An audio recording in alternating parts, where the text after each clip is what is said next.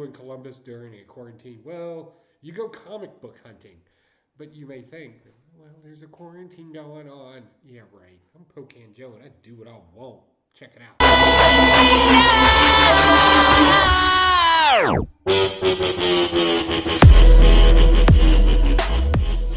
So I decided to go comic book hunting during a quarantine in Columbus, Ohio, of all places. And yeah, didn't find a whole lot. I found some things though, and thanks to a lot of people out there in the comic book community, I was able to at least find two stores that I could go to and pick some stuff up. So let's run through that really quick, and then get into other things. So the first thing I found was these comic books through Atlantis Comics. You've probably heard the same rumors I've heard. This is Wolf number 1 and 2. Apparently, I think it was Sony or one of the major studios have bought up all the rights to, well, not all of them, but bought up several rights to Atlantis Comics. So there's been a lot of speculation for them. I don't think Wolf the Barbarian is going to be one of them, but he's a Conan type character, and it would be easy enough to make a movie about it. So I picked up issues 1 and 2 of that. They cost me $1. It was awesome. My thing's going. I think my Airbnb's haunted. It's like things just go out of focus for no reason. All right, next I got G.I. Joe number 27. This is the origin of Snake Eyes and the first appearance of Timber, the wolf that kind of hangs out with Snake Eyes. So that was pretty cool. For $1, I'll pick it up. And plus, I like G.I. Joe comic books. It's not the first time we've seen G.I. Joe comic books on Pocan Joe's channel. All right, and last but not least, I picked up, or at least from this comic book shop, this was Shroud of Mystery. It's a Whitman. I didn't think it really had much value behind it, but I liked the story of Ulysses, and to be honest, it's just a cool book. It really is. So I picked those up, and I picked those up at a place called Crazy Comics. One of the employees that was working there at the time, I don't think it's an overly old comic book store, but it was definitely really cool. A lot of modern day stuff, some dollar stuff in the back. It was a fun little deal. Like it was okay. Um, but I didn't have a whole lot of time to spend there. So definitely, if you're in the Columbus area, definitely check those places out. I'll link their websites in the description below. Um, Another place we checked out, and I want a big shout out to LJ the Geek. He was on the Blaster Stash at chat room when we were doing the '80s show on Friday night, and he recommended this place, so I gave him a call. Luckily, they were open. We were able to get in there for about an hour or so and kind of look around. My wife found one of those like Scotty Young statue things of Venom with Spider-Man on the inside. It's not a very good description. She was able to get that, so she's super happy about that. And I was super happy because I was able to find some pretty cool comic books. And my daughter, her boyfriend, and my wife all kind of helped me out going through these documents because we didn't have a whole lot of time. So they would like just find something, raise it up, and ask me if that was something. And they found a few things. One of the things they found was Tales of Teen Titans, number 51. This is the first appearance of Azazel and first appearance of President Morlo, who is a Middle Eastern president that kind of had some run in, and we all know who Azazel is. And it also plays off that whole The Secret of Jericho line. So I'm super happy about that. Plus, I love that cover, from boy to bird to lion, because that makes sense. And also, by the way, they have a pretty cool logo too. Like I said, they're near Columbus. Again, nothing seems to be focusing today. Oh well, I'm not editing this. All right, next we have Thor number 371. This is the first appearance of what is his name? Justice Peace, right? This is an interesting character. It's basically a Judge Dredd knockoff, but there's been some speculation. Will this be the character that Owen Wilson plays?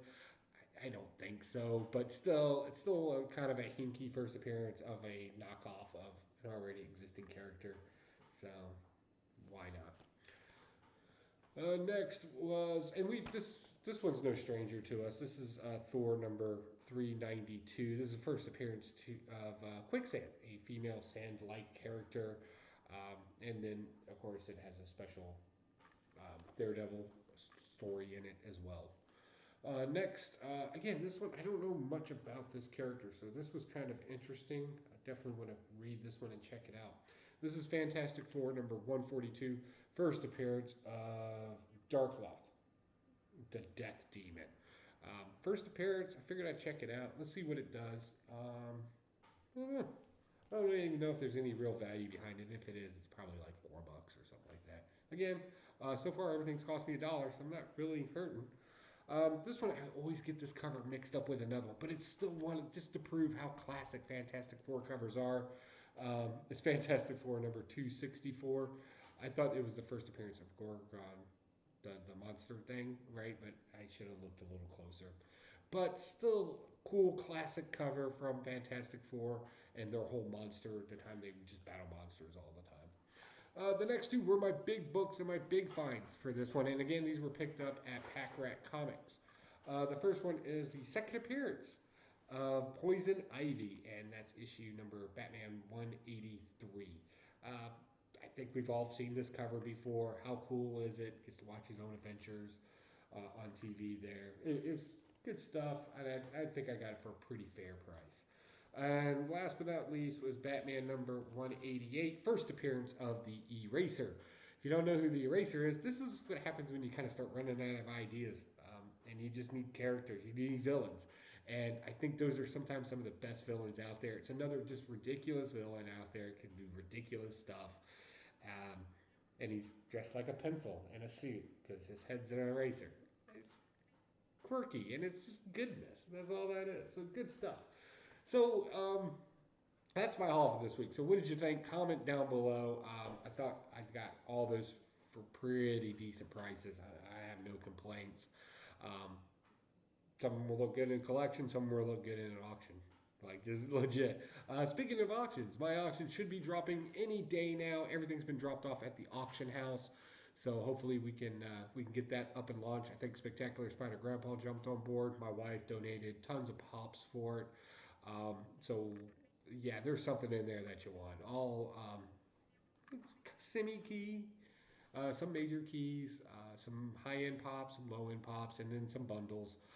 Definitely check it out. And that's at People's Online Auction House. I'll link the description down below so you can be registered, safe, secured, and of course it's an auction, so feel comfortable with paying the price that you're comfortable with, as always. Don't forget to check us out on Blaster or Stash It. During the coronavirus, we're doing a virtual Comic Con where we're bringing on more smaller local artists to kind of give them some time to make up for the time that they missed from Comic Cons. And we're also, I believe we got some people from Artona coming out. So that's pretty cool. So if you have any questions about how comic books made, how are they produced, definitely, if you want that deeper dive into the comic book community, definitely check us out Tuesday night, 10 p.m. Eastern Standard Time, right here on YouTube.